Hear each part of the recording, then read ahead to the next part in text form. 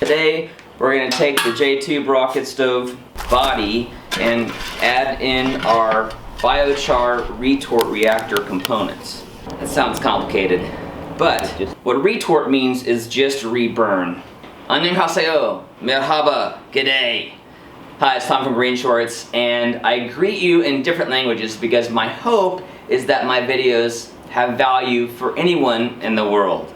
So tell me how to say hello in your language, and I'll add it to my video. What we're gonna do is take this bucket, sit it down over the top here, cut a hole in that, and then fill this with wood chips. The wood chips are gonna give off their volatile organic compounds, VOCs, as they're heated up, which are then going to enter the chimney or the riser or the rocket stove and burn. So we're burning the wood gas as a secondary fuel as we're pushing all those volatile organic compounds out of the wood chips, turning that into biochar. Basically, all that's going to remain behind of the wood chips is the carbon, and we'll be burning up, consuming all of that gas as fuel. So before I get started, I wanted to touch on two comments that I got on my last video, which I started out by saying I am not a welder. David Manning said, one suggestion is to turn up your volts on your welder, some of the joints look cold. And Adrian Higgins said, welds look cold, turn up your volts. Unfortunately, my $200 Amazon special, while it's been a great welder for me to learn on, only has two voltage settings, high and low. So I'm not able to dial that voltage in. But I have a remedy for that. My friend Chad over at the Mancrafting Channel was selling his Lincoln welder, so I took the opportunity to snap that up. The Lincoln 210MP actually uses gas, but I've never done that before, so Chad agreed to come over and help me set the welder up and show me how to use it. Let me see if Chad's available. Hey Chad, glad you could make it. Tom. I didn't expect to come over like this. So Chad, thanks so much for the deal on this MP210. I think you're going to be very happy with it compared to what you've been using. Before we get into the training on the welding though, tell me a little about the Mancrafting Channel. Well, I do some welding. I'm not a welder, but I do welding in a lot of my projects. In addition to welding, I'm kind of known for powder coating. I do a lot of powder coating on my channel. I've got lasers, so you know, freaking laser, dude. It's freaking laser. And yeah, so if you're interested in knowing more about what Chad's up to, I'm gonna link his channel in the description below. All right, so let's set this welder up, hook the gas up, and then you can show me how to use it. Let's do it. So where's that wrench?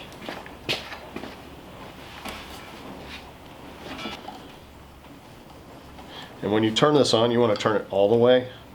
You want the valve either all the way open or all the way closed. You don't want it partially in between or you're going to lose gas. Like a lot of welders, it does have a lot of settings on the inside of this panel.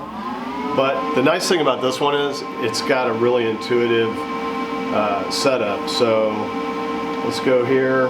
All right, so now this says flux cord. As you rotate through this, it'll tell you like TIG, stick, spool gun, flux cord, manual.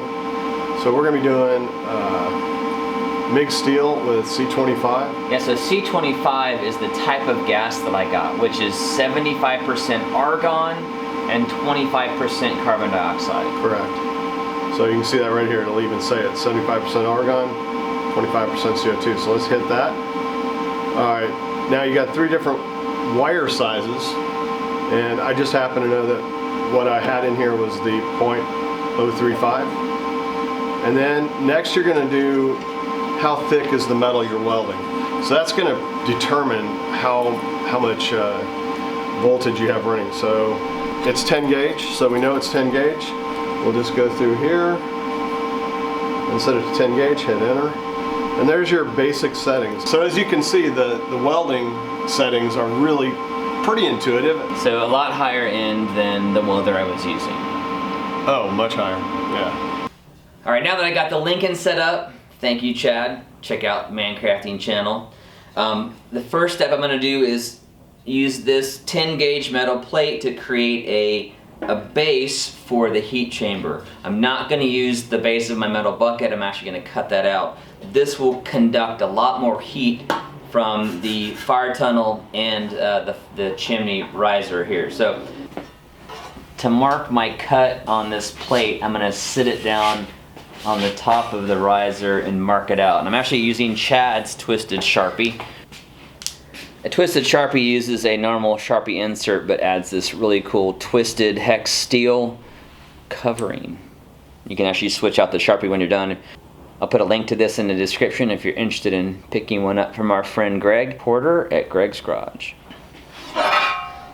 So I'm actually going to cut this out first, then I'll lower it down over and get the measurement off of the air tube here.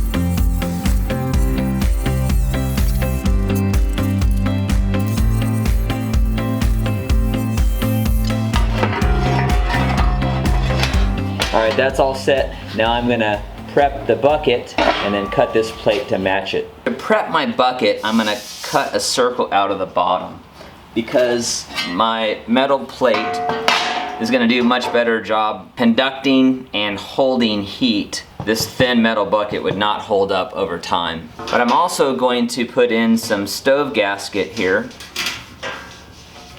around the outside of the bucket, so my cut is going to be about a half an inch in, and then I'm going to cut my metal plate into a circle to nest inside that outer rim of the bucket, so it really compresses down the gasket nicely to form a tight seal.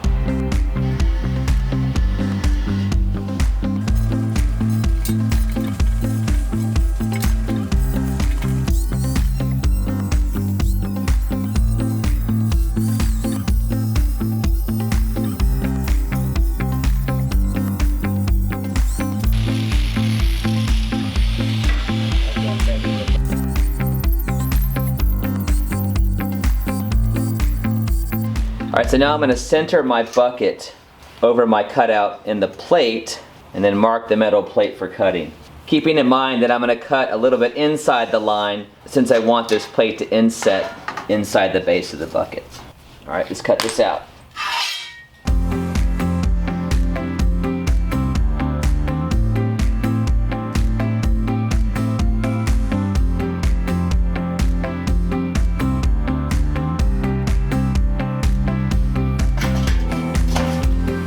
It's like a glove.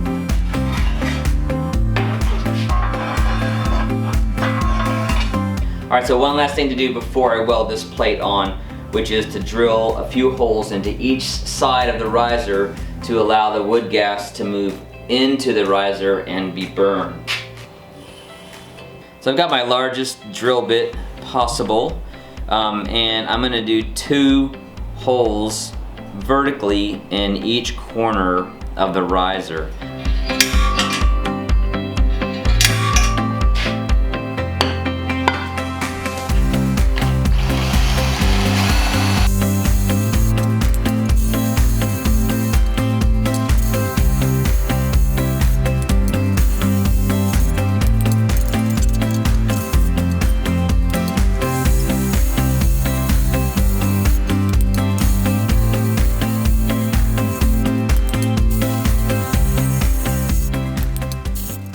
Alright, it's time to weld. Chad's still here to make sure I get this first one right. And I'm actually going to weld over some of my cold welds just because they did pop.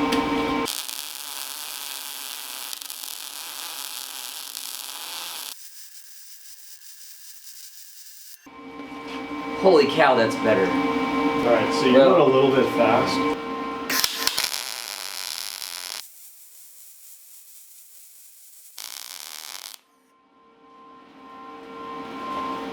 That is a much better. You happy with that? I'm totally happy with that.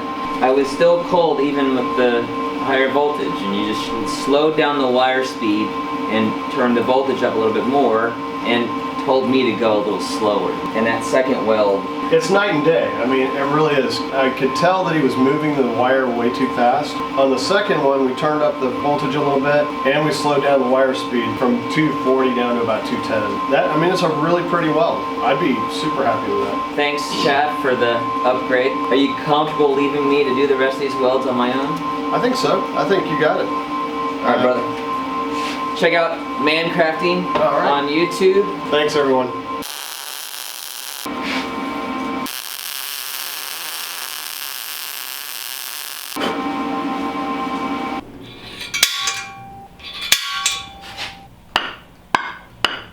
I decided to start with a smaller drill bit, and then I'm going to step up to the bigger one once I have my hole all the way through.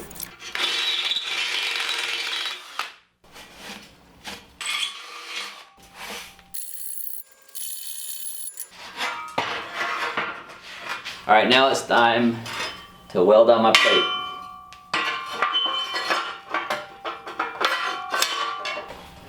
I'm going to start by putting a bead across the front here, because I want this plate right down on the top of the fire tunnel here to capture as much heat in this front section as possible.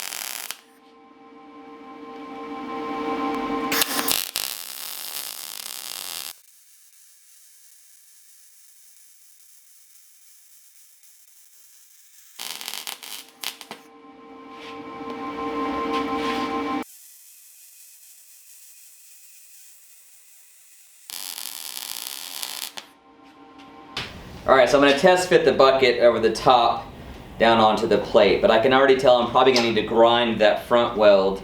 Although I got a great comment in my last video that suggested that I never want to grind the bead. And actually, when I'm creating beads with this new welder that actually look like they're supposed to, I really don't have any reason to grind them, except in a case like this where it's probably going to be too big to let this bucket sit down like it's supposed to. Alright, and so I was correct. I do need to give this a quick grind to get that down to the level of the metal.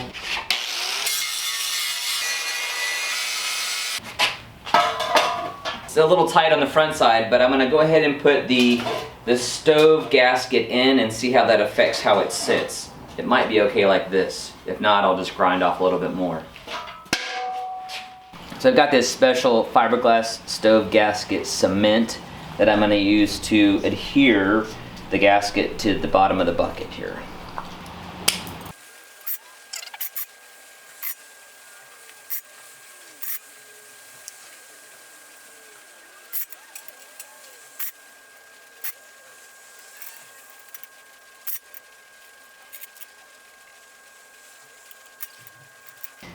I used a little more cement than I needed, so I'm just going to wipe that up. I'm going to tape it down in a couple spots to hold it in place while I work on the mineral wool liner.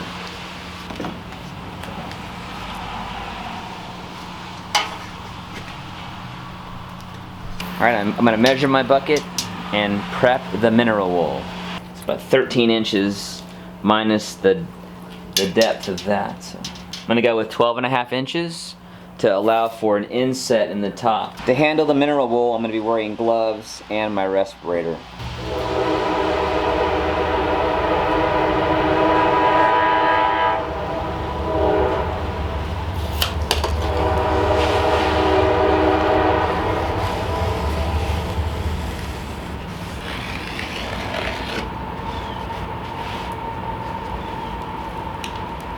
So there is a slight taper to this bucket. So to fit in the second piece, I'm actually going to put it in place and then cut it so that it matches perfectly.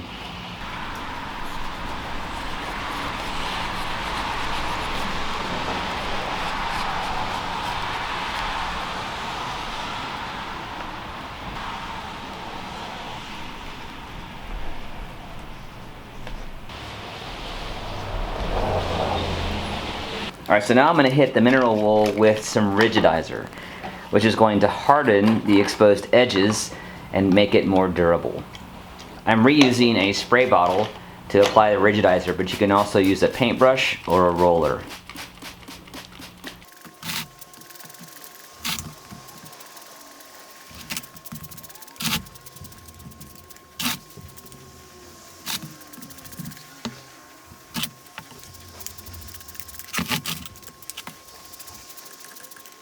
I'm going to carefully turn this over and get the other side.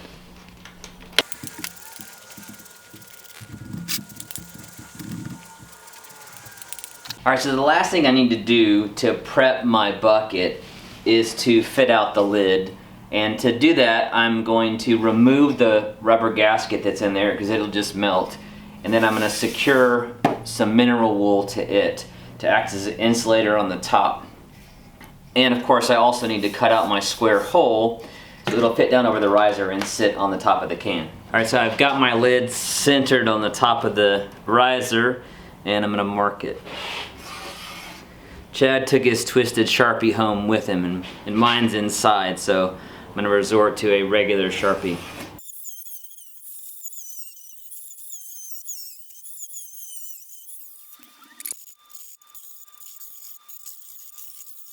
While the mineral wool and gasket are drying, I'm going to add the mineral wool to the lid. It's going to be inset from the outer edge, and I'm going to use the metal circle that I cut out from the bottom of the bucket kind of as a guide. So I'll go in a little bit from this edge. Probably this inner rim here is the perfect size for that circle of mineral wool. Before I do that though, I'm going to cut the gasket out of the lid.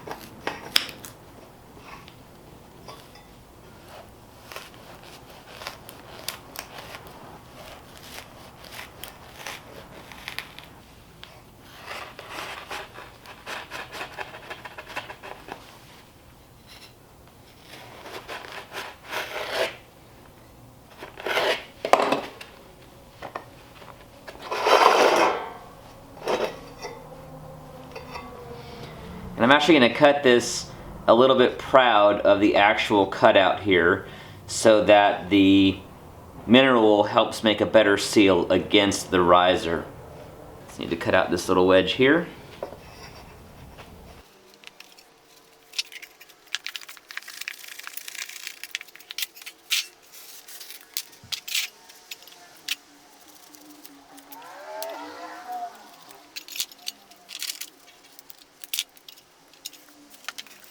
I'm going to secure it with my stove gasket cement.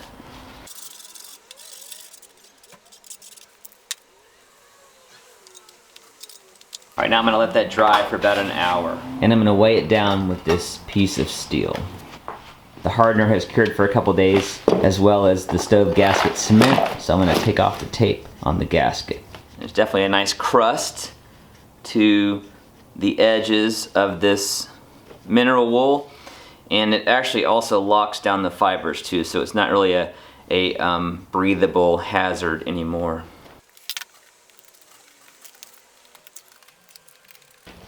Alright, so the gasket stayed nice and flexible. I was concerned that the hardener that got on it might harden the gasket, but it didn't. Let's test fit this on the stove.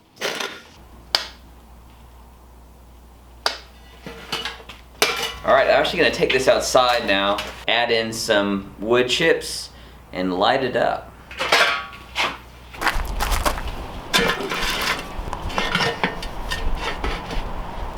I think it's going to take a while to get the pyrolysis to happen. I just don't know yet how long. These are some pecan wood chips that I had saved for smoking on the grill, but I'm going to try them in the Bio-Char Reactor. They've been in my garage though, so they're nice and dry, so I won't have to worry about burning off any water.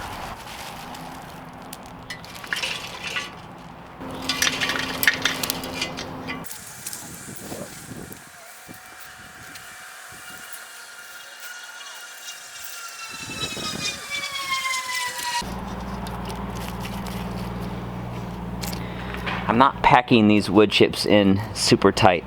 I did watch a very informative biochar video on Living Web YouTube channel.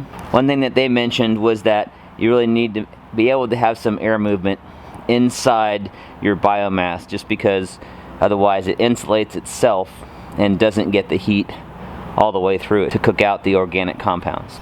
Alright, I'm going to add the lid before I run out of light.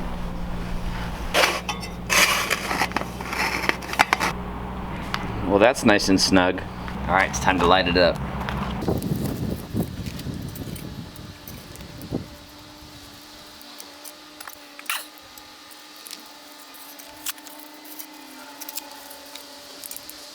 One little trick I use to start the draft on the stove is to drop a piece of lit newspaper or cardboard down the riser. That puff of heat pulls the draft in.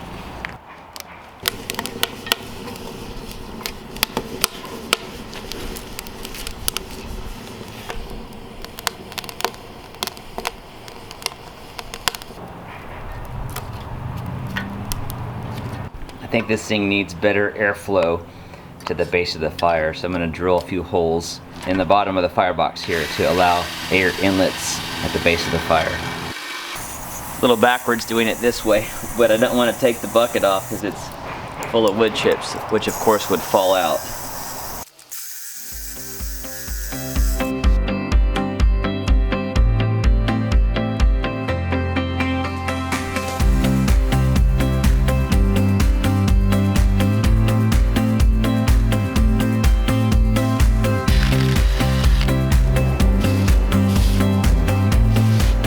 These are probably going to just be temporary holes, as I do plan to put an ash drawer in the front here that will slide out eventually. So for now, this will give us some air to the base of the fire.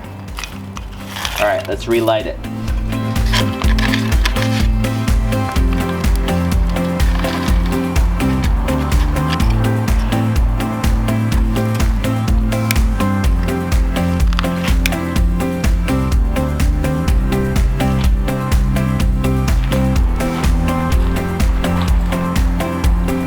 Looks like we got some pyrolysis happening. I may need to seal the top a little bit better. I'm gonna try setting some bricks on it.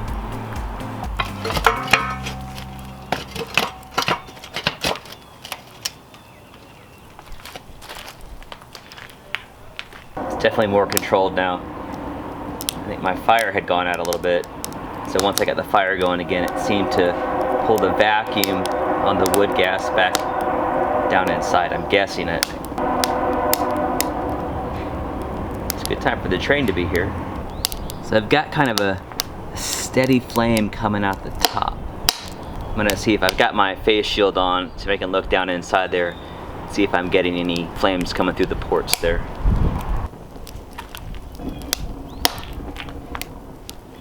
There's a different smell to the smoke as well.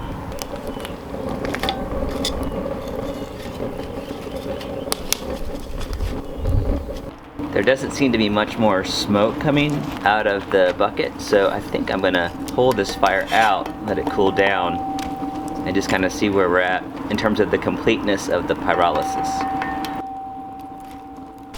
There's not much fire left in the firebox, so that means that most of what we're burning here is wood gas. I'll lift the camera up as high as I can and see if I can't get you to look down inside.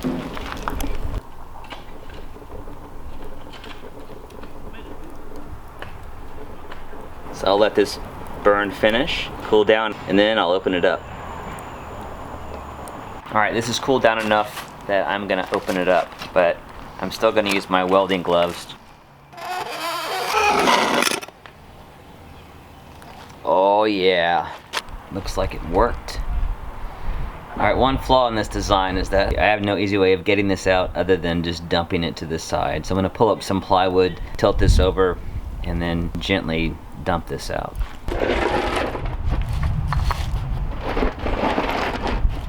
This center pipe is still pretty hot.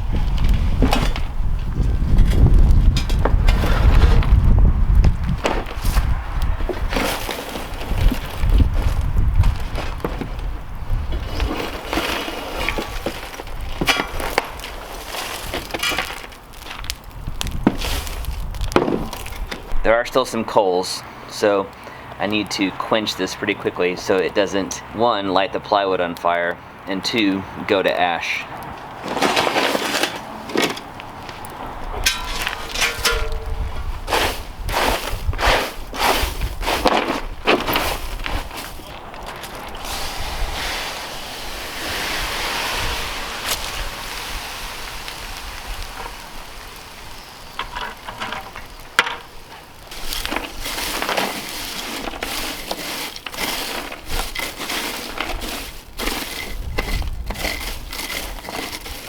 So the bucket and lid seem to perform pretty well. This gap opened up a bit. I'll probably stuff in some more mineral wool to kind of seal that off. That may have been how a lot of that smoke was getting out of the top until I put the bricks on. One thing that's interesting to me is that the handle, the plastic handle on the outside of the bucket did not melt. I was curious to see what was going to happen with that. That means this thing insulated pretty well with the mineral wool. This may not be fully pyrolyzed because it doesn't have that tinny, hollow sound that the stuff they were making on the Living Web Farms video did. But it is charred all the way through. But I do need to do some more experimentation, and I may try some thicker wood. The reason that biochar is so beneficial is that a tablespoon of this stuff has as much surface area as about 2 football fields. And that, of course, is a place where bacteria and microbes can colonize to increase soil fertility. So mixing this with compost, mixing it with soil, or mixing the 3 together, you're really going to build the fertility of your soil. One thing I need to do with this biochar first is grind it up and then inoculate it. Using something that's bacteria rich, like my worm castings or worm tea or even urine, will help jumpstart the biological activity in this biochar before I can add it to the soil. Even adding it to some organic compost as well, which has a lot of great bioactivity in it, will help colonize this biochar. A quick word of thanks to my patrons for helping make these videos possible. If you feel like I've brought value and would like to join me over on Patreon for additional community and some extra perks, you can click on the link above or in the description below. As always, our mission here at GreenShortz is to help you see green so you can be green. And save a little green by doing it yourself. Thanks so much for watching. Please like and share, and subscribe for a new GreenShortzDIY video almost every Friday.